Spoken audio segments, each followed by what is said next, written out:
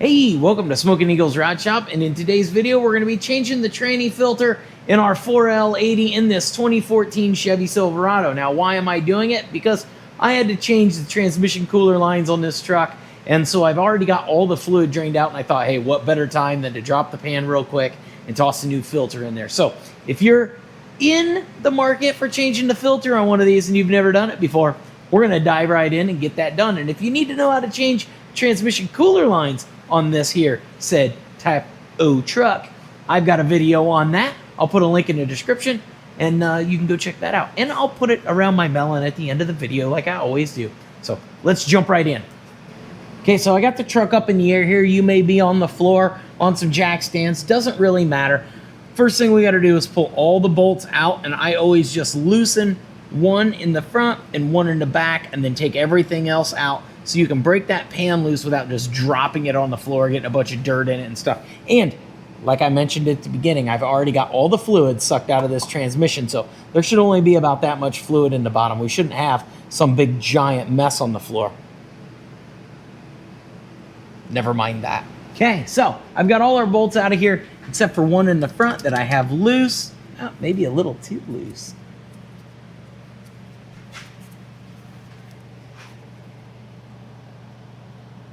And we're ready to pop this pan loose. If you've never seen one of these, this is just a transmission drain pan that goes in the top of one of these.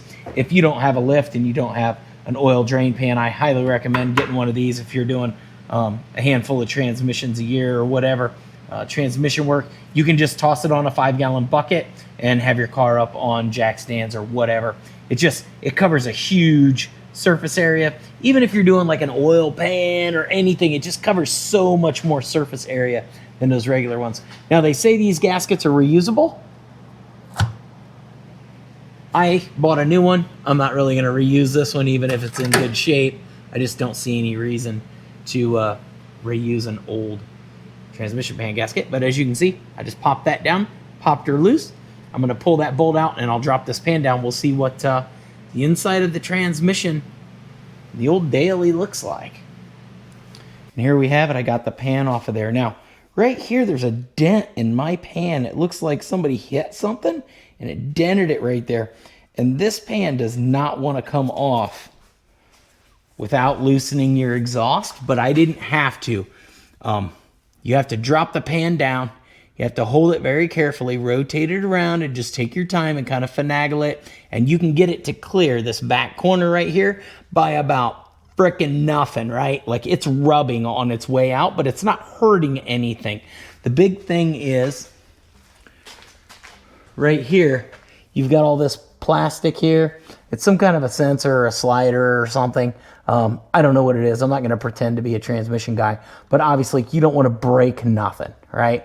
So right here is where it was kind of hung up on my pan. That's right where that dent is. So I'm going to take a ball peen hammer and I'm going to tap that dent down out of there, and then hopefully this pan will go back on a little easier. But like I said, take your time. Don't get frustrated. Figure it out. If it wouldn't have come out, I got this filter off without taking the pan all the way out. So you could change your filter and put it back up with that same reusable gasket if you so choose, without taking the pan completely off. But I really wanted to get that pan off so I could wipe this off and put a new gasket on it. And here we go. I've got this all cleaned up with a little bit of brake clean, wiped it out good. I went around the top edge with Scotch-Brite, cleaned all the gunk kind of off of that. I even cleaned off our magnet, put our magnet back in, and right here's where that dent was in my pan. I used a ball peen hammer there, and I kind of finessed that back out of there. Yeah, it looks a lot better. Doesn't surprise me at all. This truck, when I bought it, had a Carfax, and it had hit a mailbox on the passenger side, ripped the mirror off, and whatever. You couldn't tell. That's probably where that little dent in the pan came from. Didn't affect the truck thus far, so it's not going to affect the truck going forward. I think it was just kind of stopping me from pulling the pan off as easily as it should come off. Now, we've got a brand new filter here to put on, and there's this gasket that they give you that goes on the filter right there. Let me show you where that goes. it goes right up in there. Now, I kind of messed with that one a little bit. It looks like it's in really good shape. I've been working on cars long enough to know when to pick my battles, and I don't want to pick a fight with that little guy. I think it's going to be perfectly fine. Now, if yours is all beat up, then you're not going to care if you destroy it getting it out of there. You're going to want to be careful not to mar up the housing of your transmission because you have to press the new one up in there. I would use a big socket or even something just round and flat, the backside of a socket, stick it up in there, put a 2x4 on it, tap it up in there until it's flush, because it has this little step on there. So you're going to be able to put it in very easily. The trick is just not screwing up the housing that it goes into, the transmission housing, trying to get the old one out of there. And again, like I said, the old one looks fine, so we're not doing that boss battle today. No side quest. Okay, so I wiped a little bit of transmission fluid around there. Now we're just going to stick this right up in here. Now, I don't know if I'm going to be able to get the pan back on with this in here or not, but we will soon find out. And if I can't, I'll be the first one to let you know that I can't. So there's that. It's right up in there where it's supposed to be. Just like so. Bammers. Nice and flat. No problems up in there. Get my little flashlight. You can see it's fully seated up in there just like it's supposed to be. Everything looks good to go. So let me grab that pan. I'll get you guys kind of balanced up so you can see what I got going on. Okay, I got you sitting on the old transmission filter in my oil drain tub. Perfect GoPro mount. I've got my new gasket here. I went around this entire surface with a razor blade, cleaned it up really good, wiped it off, and we're ready to go. So I need to figure out if I can finagle this back up in here. Like I said, it doesn't really want to fit up in there. But once you get it kind of in the perfect location, like so, it'll kind of walk itself up around there. Yeah. Come on, baby. You're almost in there.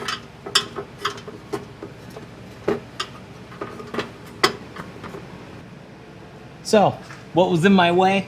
This transmission line bracket. I just bent it up a little bit, slid right in. So maybe it wasn't that dent in the bottom of my transmission pan that whole time. The world may never know. You probably already know. Let me know in the comments below that I should already knew. And yeah, I'm gonna wipe this gasket off because I got a little bit of slime on it, and we'll stick it back in there. I'll be right back. All right, we're back. Let's do this again now that we know what we're doing. And yeah, obviously that gasket's allowed to be dirty since it's reusable. But yeah, so there's that. So we get this right up here like this. It's gonna just barely slide in there. Right? Like so. Just like that. Now we're in there. Grab me a bolt. Get this show started.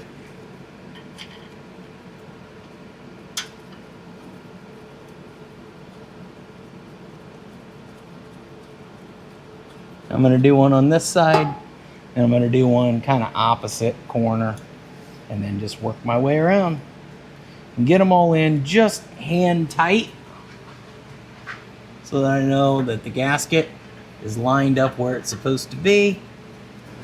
All right, I'm back with the torque wrench here. Now it calls out, I don't know, a couple of different specs online, whatever, doesn't matter. I'm going with the middle ground, 10 foot-pounds, which is 120 inch-pounds. Got a 1/4 inch drive, Pittsburgh free torque wrench. Now tell me in the comments below how this thing's junk and it won't work, but it's worked for me just fine. As long as it's not off by 50%, I'll be fine.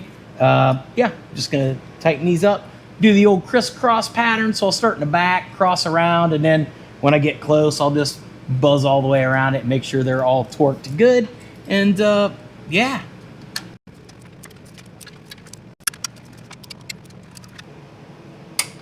That one hit this corner. That one hit this corner.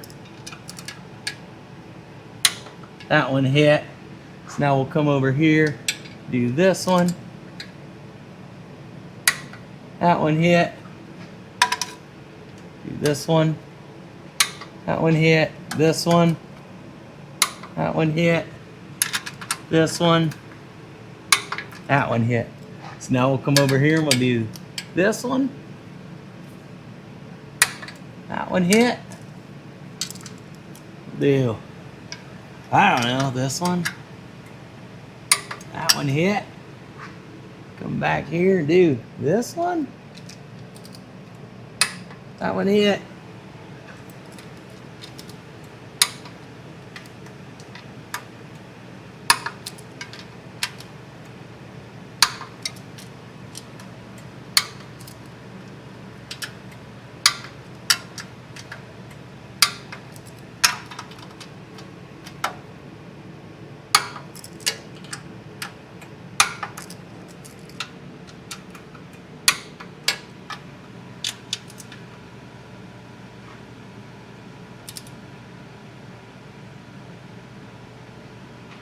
Is that one not hitting?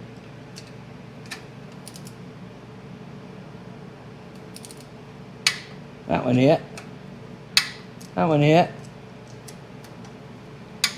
That one hit.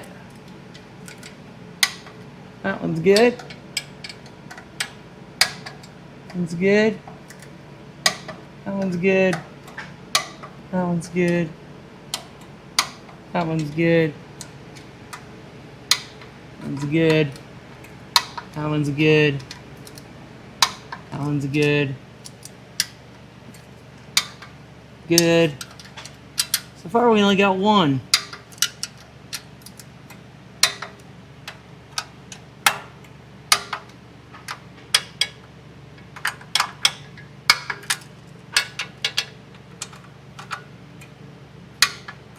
That one hit.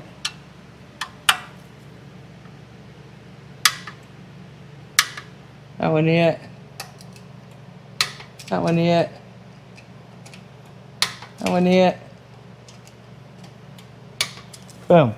All right, we got them all torqued down, so we're good there. Now it's just time to drop it on the ground and get some fluid in it.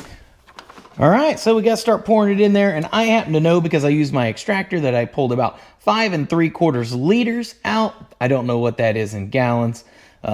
Because, you know, I'm a U.S. guy, and so, unfortunately, I have to measure in metric crap because that's what my extractor is. But anyway, each one of these gallons is 3.78 liters, so this one has about 2 liters. This one has a little over 3 3/4, so this should about top me off. One trick you can do when you drain your transmission pan, if you drain it into one of those containers that holds it, as long as your container's empty, you can take an old oil jug, or a couple of old oil jugs, you can pour it in there and then it will measure it on the backside for you. That'll get you close, and then you can fire it up and just top it off as needed. I recommend not going exactly to what it says, leave it just a little low. That way you can top it off and make sure that it's full and not over full, because draining it out is a pain in the butt as opposed to just adding a little extra. So this is probably gonna take a while. Drink up, little fever.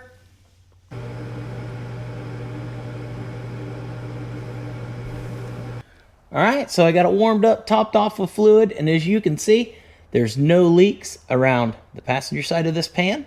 Looks great. Come over here to the driver's side. And we've got no leaks over here. So, obviously, I'm going to keep an eye on this underneath my truck for about a week just to make sure we don't develop any issues.